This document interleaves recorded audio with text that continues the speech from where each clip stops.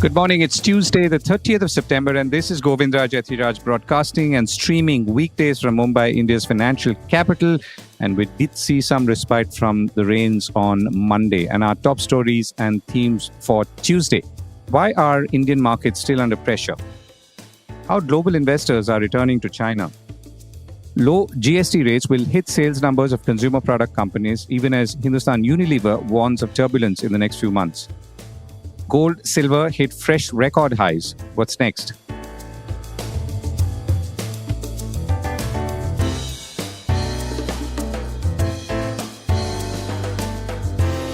This is the Core Report with Govindraj Ethiraj. Markets under pressure. The benchmark saw losses for the seventh straight session, their longest daily losing streak in nearly 7 months. Now, let's take a step back. The last year has seen some 170,000 crores or roughly $19 billion raised through initial public offers, while everyone, including the institutional investors, appear to have lots of spare cash, thanks to you and me. IPOs are undoubtedly straining the market. On the other hand, foreign institutional investors are continuing to sell, as we've seen in subsequent or recent months.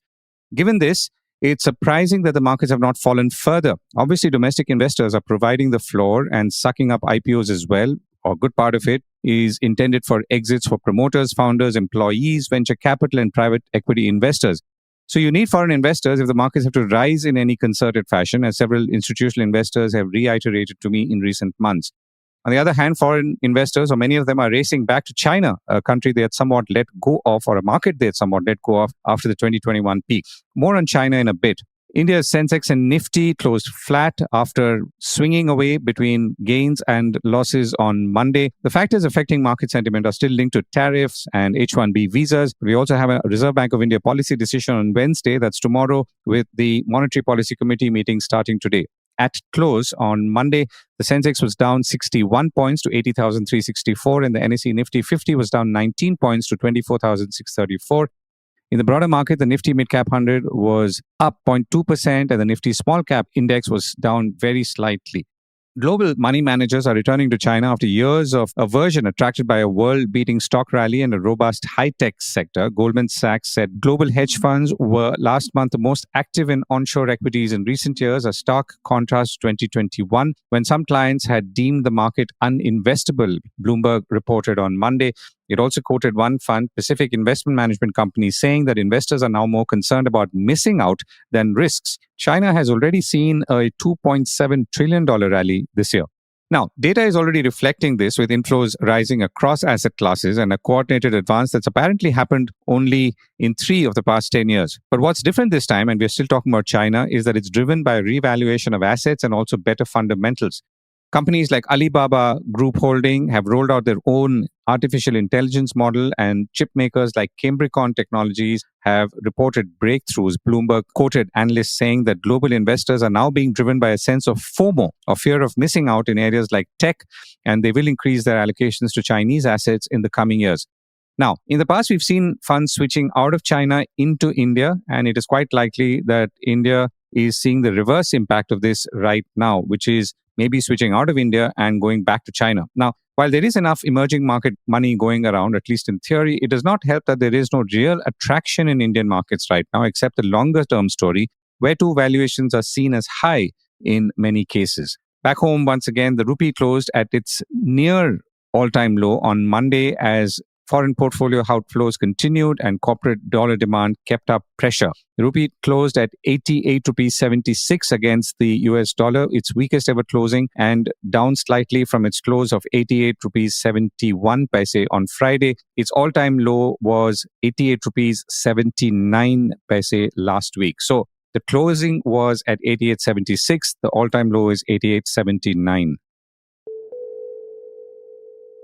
And here's a message from a sponsor. Want smarter investing at your fingertips? With InvestingPro, get real-time market data, custom alerts, and global financial insights all in one place. Join 46 million users already making sharper decisions.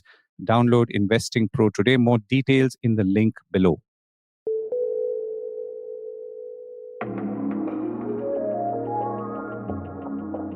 And while the markets and rupee may be under pressure, gold has hit a fresh record. So asset values across India are still rising, if you hold gold, that is. And it's now above $3,800 an ounce thanks to a weaker dollar and challenges of a potential US government shutdown. In India, silver prices on Monday were up 7,000 rupees to hit an all-time high of 150,000 rupees per kilogram, while gold also hit a new peak of 119,500. That's 119,500 per 10 grams, according to the All India Sarafa Association quoted by Business Standard. Back in the international markets, bullion was up as much as 1.4% to an all-time high of $3,812 an ounce, and that was 6 straight weekly gains, according to Reuters.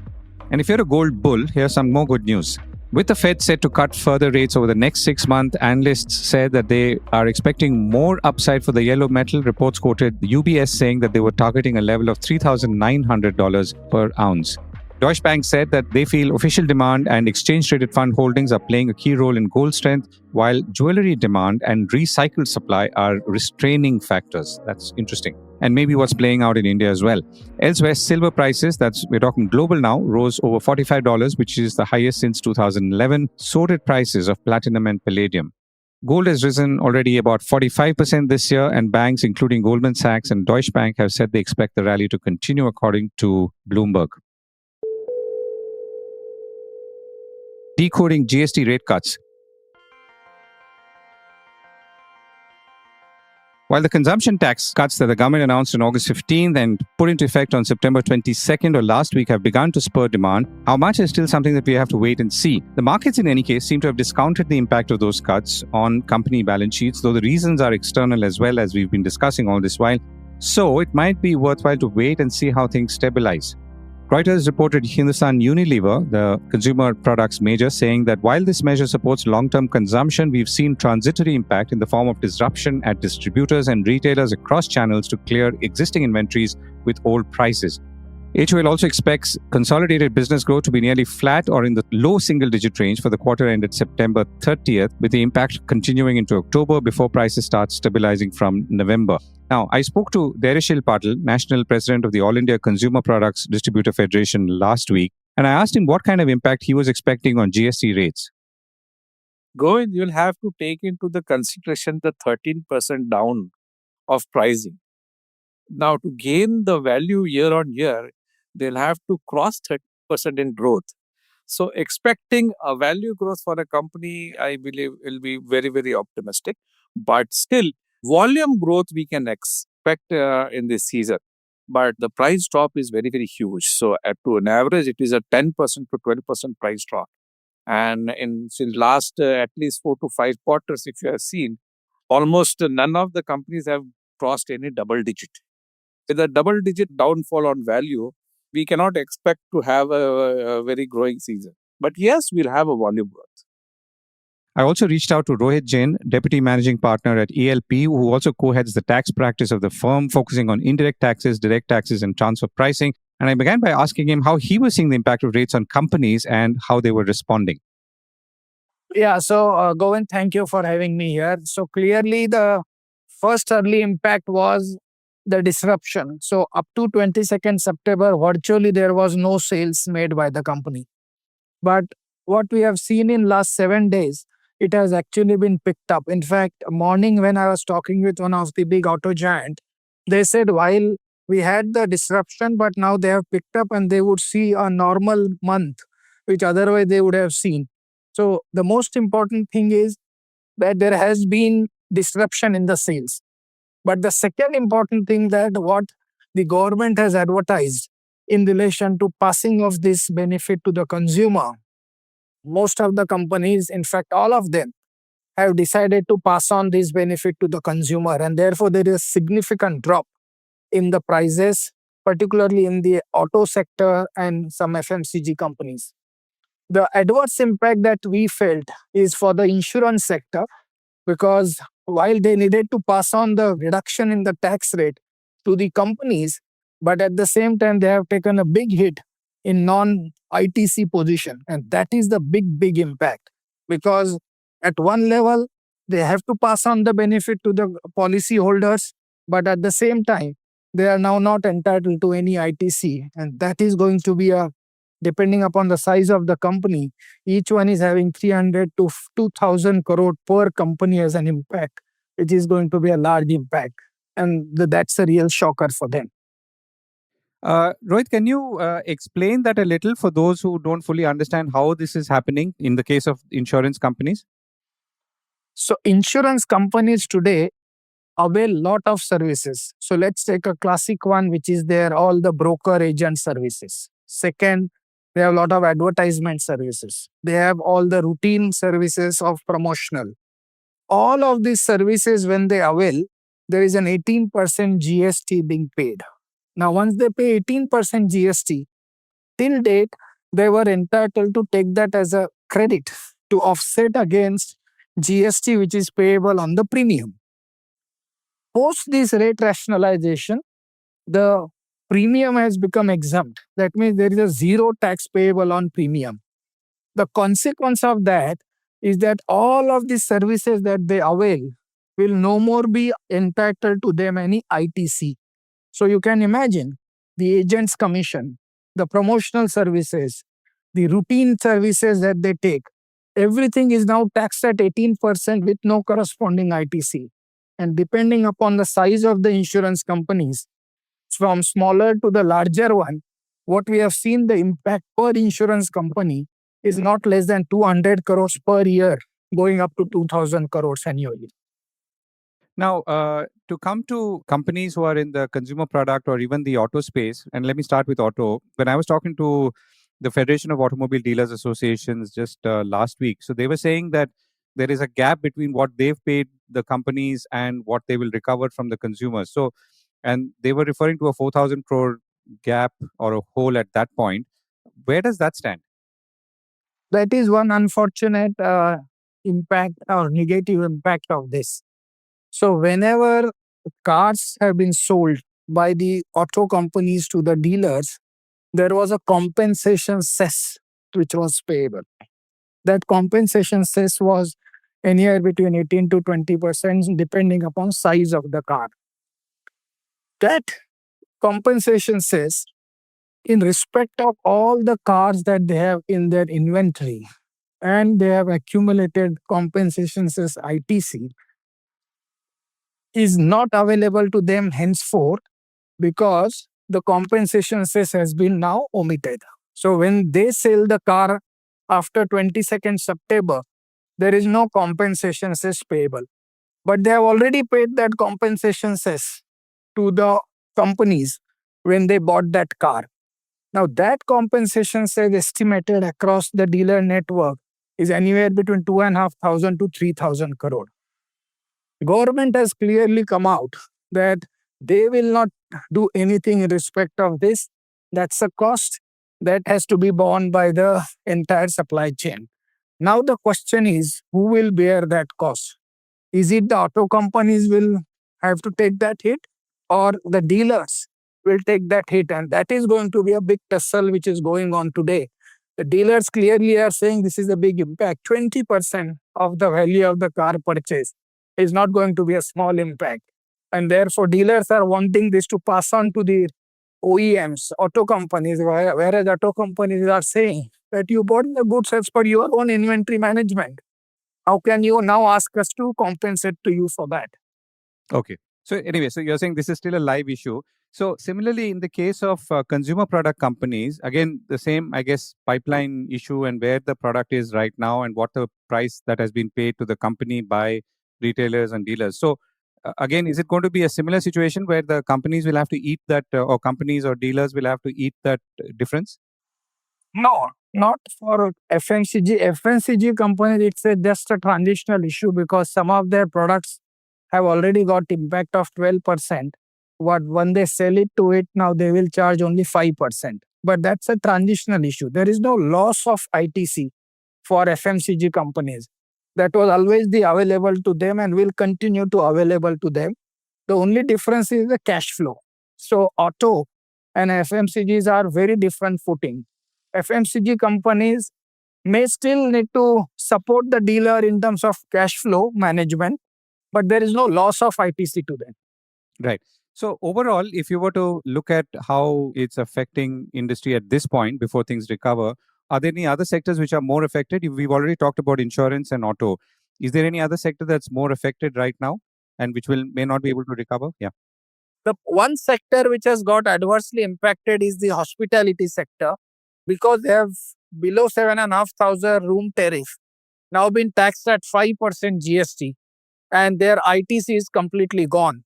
And that is a big impact for hospitality sector, because their major cost is the operation and management contract with the brand, and all of them is taxed at 18%. So they are really getting adversely impacted because of this rate rationalization. Right. So you're saying hospitality, auto, and insurance are the three sectors that have been affected the most. All other sectors are able to manage it and only are facing transitional issues. Would that be fair? That's right. Even auto, I feel it's one-time transition issue for compensation cess, but insurance and hospitality is really adversely impacted. Right. Rohit, thank you so much for joining us. Thank you, Govind.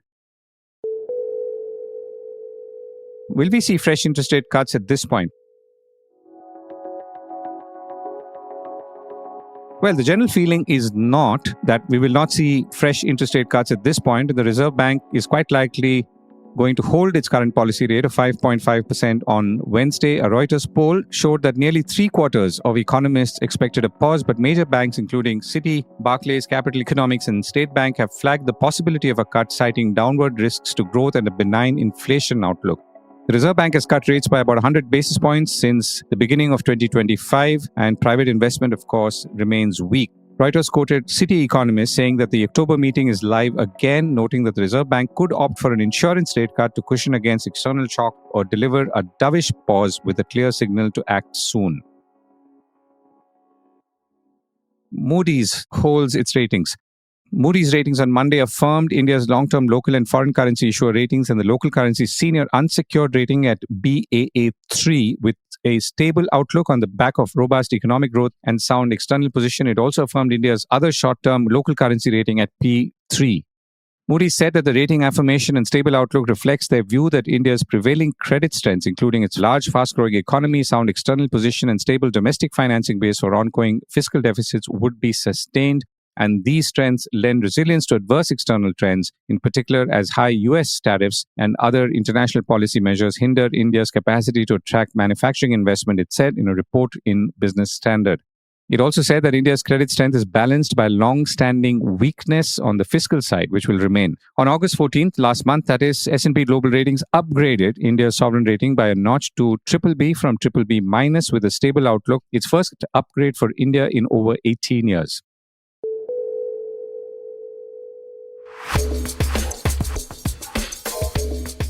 Oil prices might be somewhat steady right now, around $70 a barrel, but there is turmoil, most of it because of the repeated pressure by the United States on countries like India to shift purchases around and away from Russia. Now, the same pressure, of course, has not been applied on countries like China and Turkey, also buyers of Russian oil and also exporters, for example, Turkey. Now, be that as it may, what does the basket of buyers and sellers globally look like, and how could things evolve here on, and how could India approach it strategically? On the Core Reports Weekend Edition, I spoke with Dr Anas Al Hajji, noted energy economics expert based out of Dallas, Texas, and I asked him to walk us through the global oil market and the options, particularly for countries like India. Of course, we know it's China and India. And what could change potentially if some of these geopolitical moves pan out, including, let's say, somehow managing to control or suppress Russia from supplying more crude? The largest oil producer in the world is the United States of America. So the US is the largest oil producer, and they are among the largest exporters in the world. There is a very important point here related to India when we talk about the United States and India. India cannot import much from the United States. They can add probably one tanker a month or two tankers a month, and that's it to replace Russian oil. And the reason why, because the complexity of the India refineries basically is geared toward medium sour and heavy sour crude, while most of U.S. exports are light sweet because U.S. shale produces light sweet crude. So here we have a technical issue. It's the crude quality that determines this. So if Trump talks to Prime Minister Modi and said, you have to buy more from us, it's not up to Prime Minister Modi because it's a technical issue. We cannot get your oil simply because it's light sweet, and our refineries basically are geared more toward medium sour. So that's an issue. However, historically, the primary suppliers to India in particular were the Gulf states and Iraq. So you are talking about Saudi Arabia, you are talking about UAE and Oman, and simply because of the proximity to the Indian ports. We've seen at certain times, we've seen some diversity where India imported some from West Africa and Brazil, and some from Mexico or Latin or South American countries. But when Russian crude was embargoed by the Europeans and the G7, Russia has to find other markets and they have to sell at discount. So India started importing the Russian crude at discount. And that Russian crude has to come at the expense of someone else.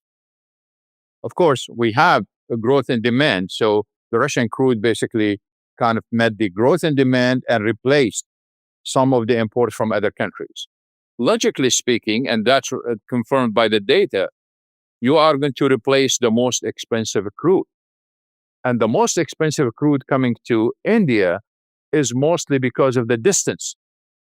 So if you look at the replacement, India first replaced the South American crude, then the US crude, then West African crude, just based on the distance.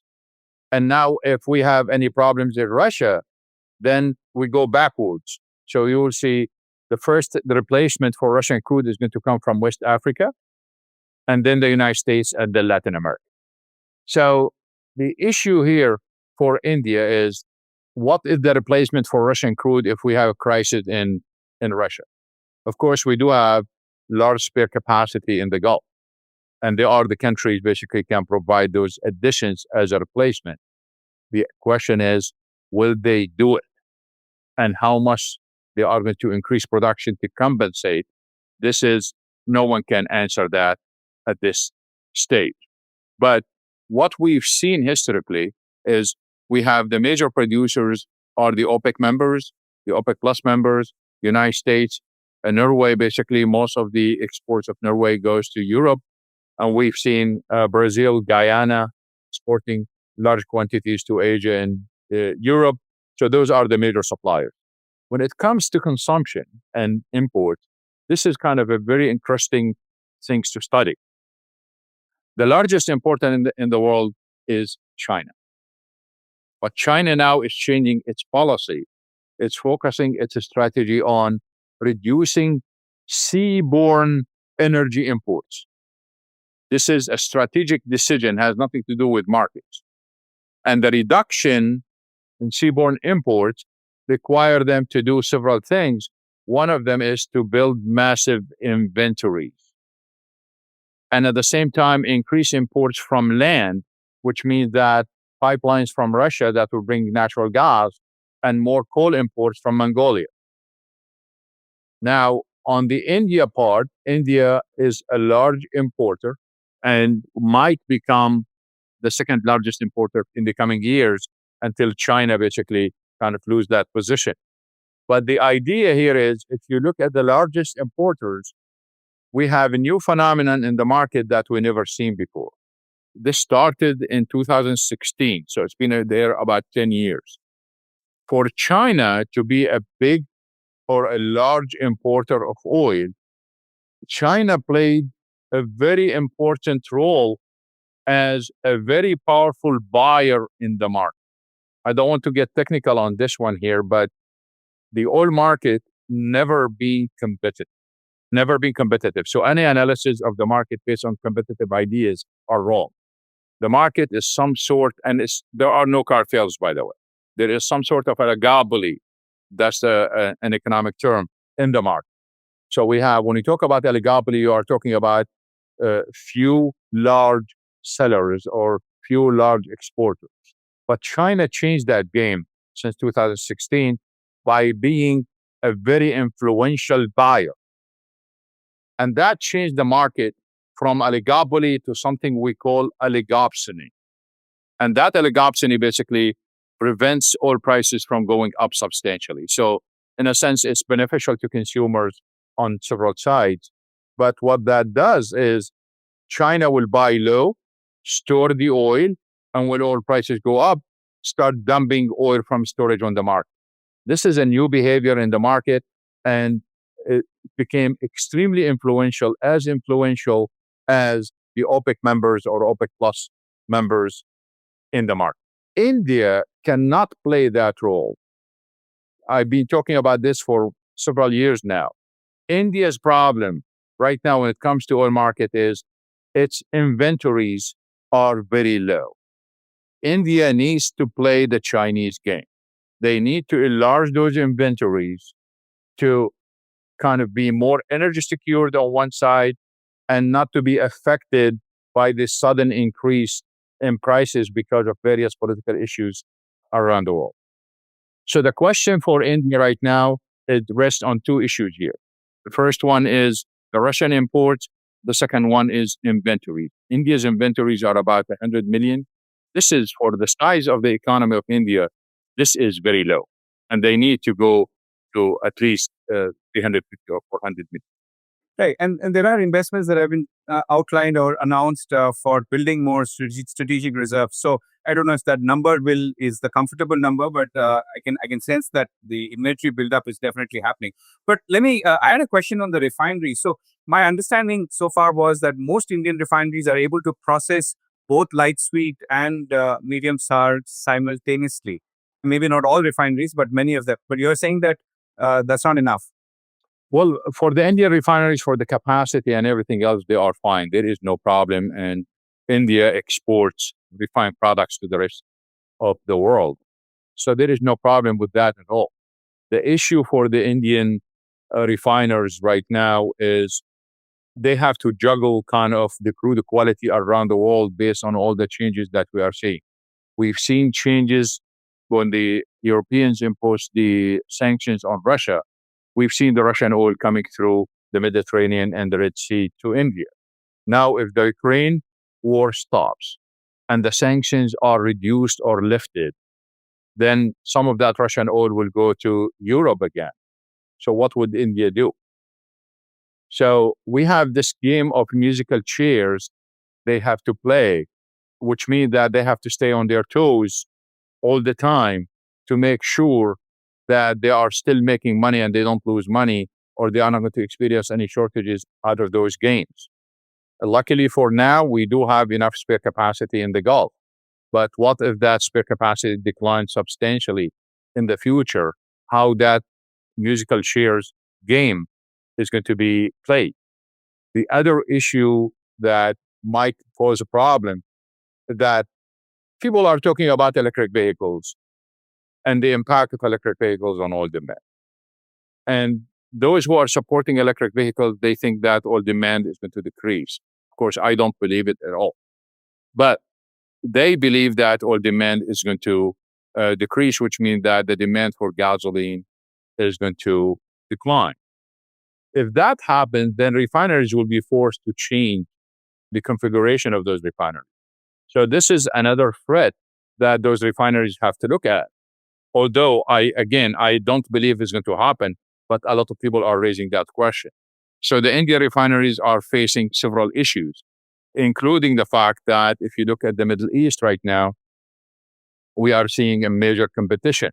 So we've seen new refineries in Kuwait and UAE and Oman and Saudi Arabia, and these are mega refineries.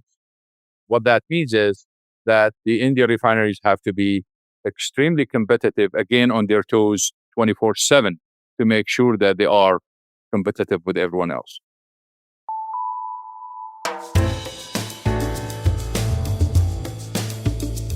That was the Core Report with me, Govindraj Ethiraj.